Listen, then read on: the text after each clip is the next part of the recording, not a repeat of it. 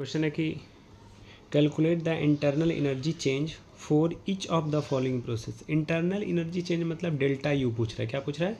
Delta U of the following processes. पहला question, a system absorbs 428 joule of heat and does work equivalent to 286 joule of its surrounding.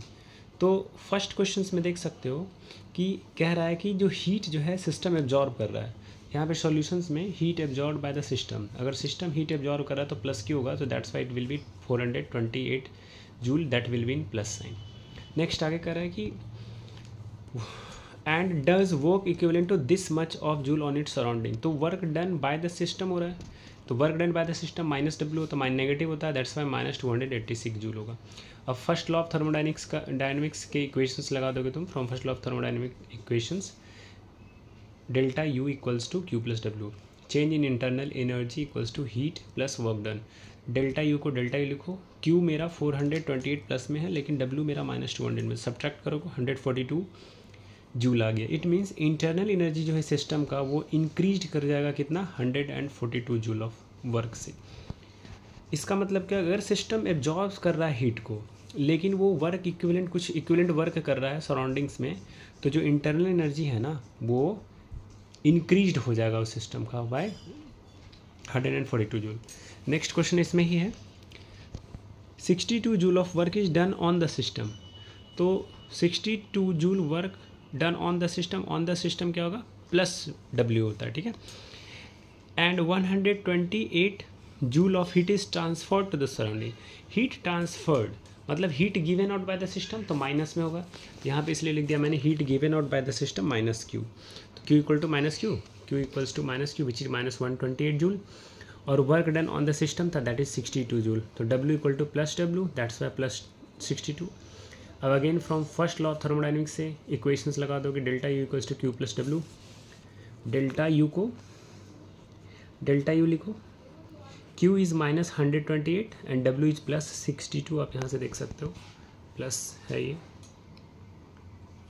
Okay. So that's why इसको subtract करोगे it will B -66 joule, ठीक है। तो यहाँ से जो internal energy है सिस्टम का वो डिक्रीज हो जाएगा बाय 66 जूल। मतलब अगर 62 जूल ऑफ वर्क डन हो रहा है सिस्टम के द्वारा और 128 जूल ऑफ हीट ट्रांसफॉर्म्ड हो रहा है सराउंडिंग्स में, तो इंटरनल एनर्जी जो है सिस्टम का डिक्रीज हो जाएगा 66 जूल से। Next question, 2 litre of an ideal gas at a pressure of 10 atm मतलब एटमॉस्फेरिक प्रेशर दे रखा है, expands isothermally at 25 degree Celsius into a vacuum. तो वैक्यूम में ये प्रोसेस हो रहा है until its total volume is 10 litre, जब तक इसका 10 लीटर वॉल्यूम ना हो जाए। How much heat is absorbed and how much work is done in the expansion. First question. Second, how much heat is absorbed if the system expands against constant external pressure of 1 atm. Third, how much heat is absorbed if the expansion is conducted for 1 mole of an ideal gas reversible at 25 degree Celsius.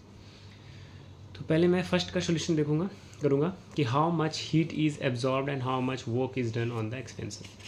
तो work done भी पूछ रहा है और heat भी पूछ रहा है, ओके, कि कितना आएगा। तो यहाँ पर देख सकते हैं कि जो सिस्टम है ना वो कंडक्ट कर रहा है आइसोथर्मली। अगर कोई भी सिस्टम आइसोथर्मली, टेम्परेचर चेंज पता है आइसोथर्मल प्रोसेस में बता रखा था, तो डेल्टा यू क्या होता है आइसोथर्मल प्रोसेस के लिए 0। तो फर्स्ट लॉ ऑफ थर्मोडायनेमिक्स से अगर अप्लाई करोगे equation, delta U equals to Q plus W, तो डेल्टा यू 0 होगा, Q plus W equal to 0 हो गया वापस, Q equals to minus W. जितना भी हीट आएगा वर्क डन उसका नेगेटिव में माइनस में आने वाला है।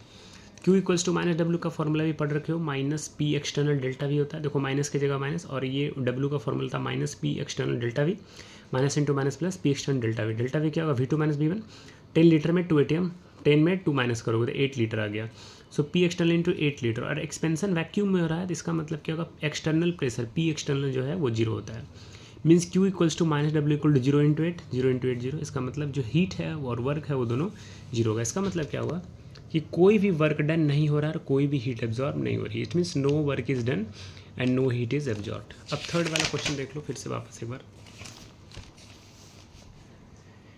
How much heat is absorbed if the expansion is conducted for a 1 mole of an ideal gas reversible at 25 degree Celsius, है ना। तो कितना हीट एब्जॉर्ब करेगा एक्सपेंशन के समय में जब तुम इसको 1, इसका मतलब क्या आपकी मीन्स तुमसे हीट पूछ रहा है अगर 1 मोल आइडियल गैस का एक्सपेंशन होगा और वो 25 डिग्री सेल्सियस पे अगर इस रिएक्शंस को कराया जा रहा है तो Q equals to minus W पहले देख रखे थे, अगर डेल्टा यू जीरो होगा तो पी एक्सटर्नल इंटू जो भी है वॉल्यूम डेल्टा वी 8 लीटर होगा यहाँ पे, तो 1 ATM इंटू 8 लीटर, क्योंकि यहाँ जो नेक्स्ट वॉल्यूम है P2 माइनस P1 दे रखे हैं 8 लीटर, V2 माइनस V1, तो 1 ATM into 8 litre, 8 litre ATM।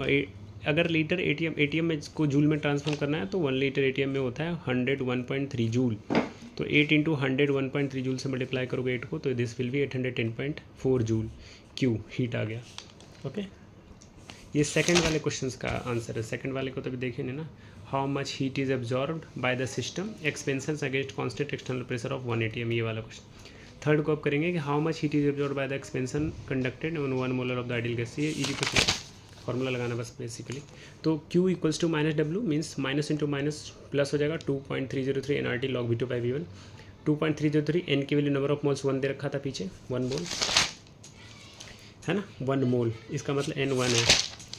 Okay, और R की वैल्यू कितनी होती है, N के बाद R, gas constant universal gas constant की वैल्यू 0.0821 और टेम्परेचर 298 केल्विन 25 डिग्री सेल्सियस। यहाँ पर ये दे रखा है कि that is at 29 degree Celsius, means इसको केल्विन में लेना पड़ेगा तो 298 केल्विन होगा।